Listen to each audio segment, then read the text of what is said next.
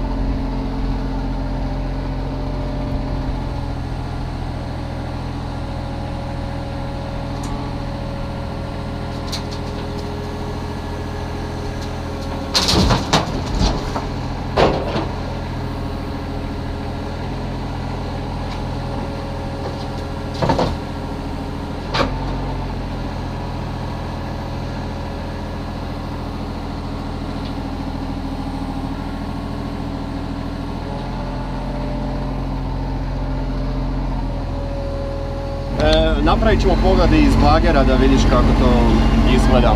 Prvo ćemo slomiti kran do kraja.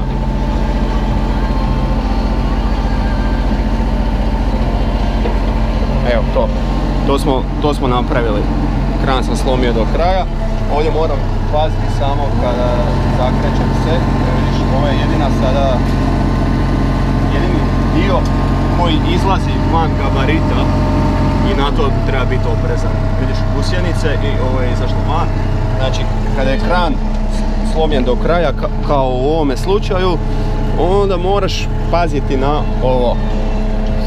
Moraš imati na umu više stvari. Znači, ovdje je fasada od jedne kuće, ovdje je fasada od druge kuće, a ja moram obaviti posao i napraviti 0 štete.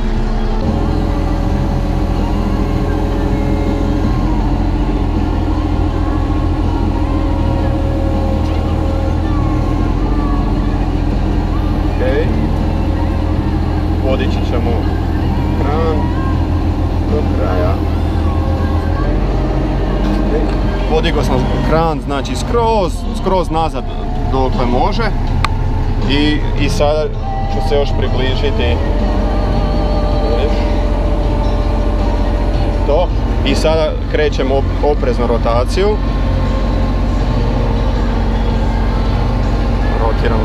Rotiram. Ok, koliko je sada ovo udaljeno od zida?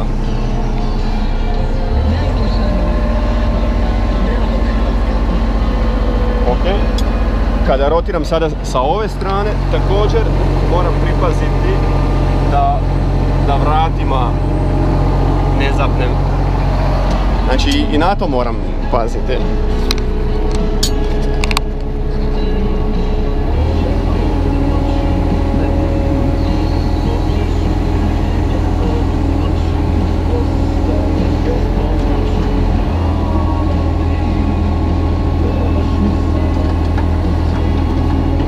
vidi još jedan trik.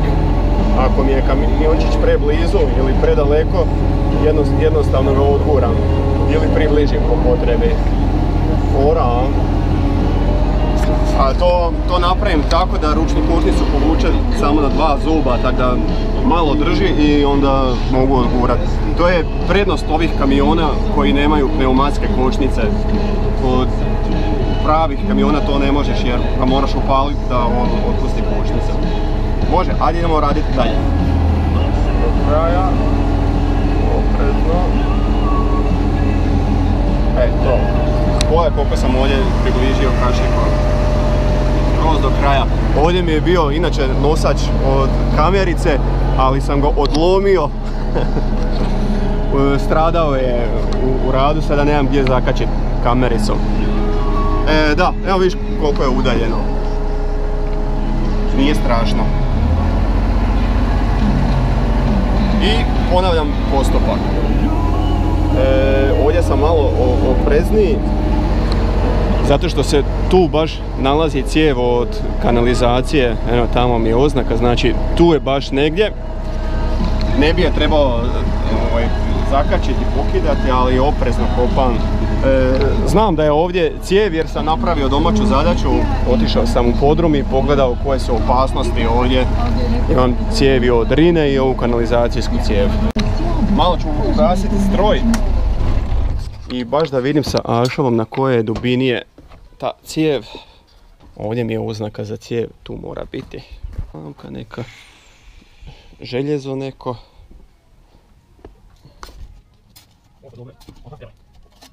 Evo je cijev. Evo je cijev od kanalizacije, točno tu je na svojoj oznaci.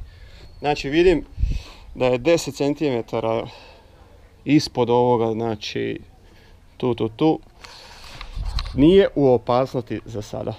Evo, možemo raditi dalje.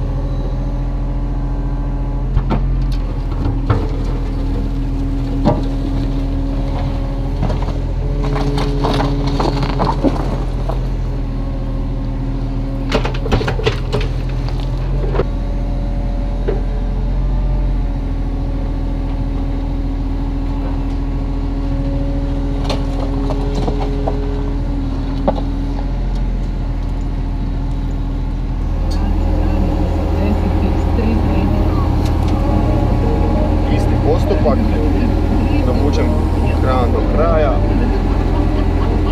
ovdje do kraja i počinjem sa rotacijom. Ovako kada imam zemlje u korpi uvijek mislim da ću zapeti tamo. Ovo radim jednom rukom pa malo curi, moram malo zatvoriti. Ups.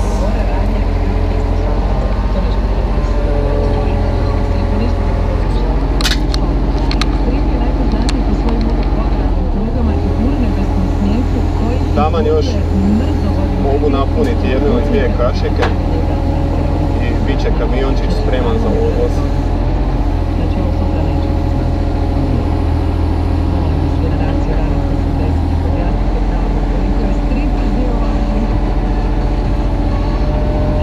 Rotiramo, idemo po novu zemlju. Ja ovdje ne smijem previše jer se već ovdje približavam. Ali kako onda napraviti trik? Onda jednostavno izravnam kran i pogledaj. I sada upravo tamo pazi da ne. Ok, evo prilike da idemo malo unazad.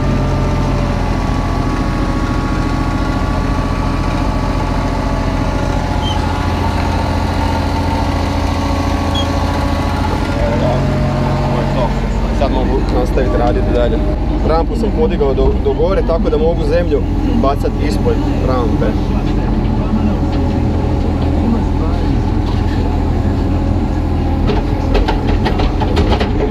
Ovaj kamen ću odmah odvojiti.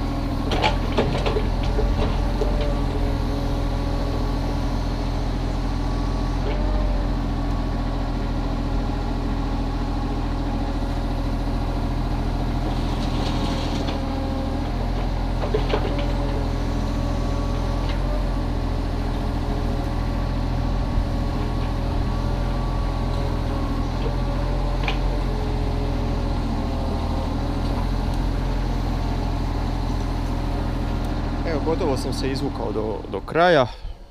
Još malo pa ću se moći normalno kretati. Znači, uspjelo je. Tehnika uopće nije loša.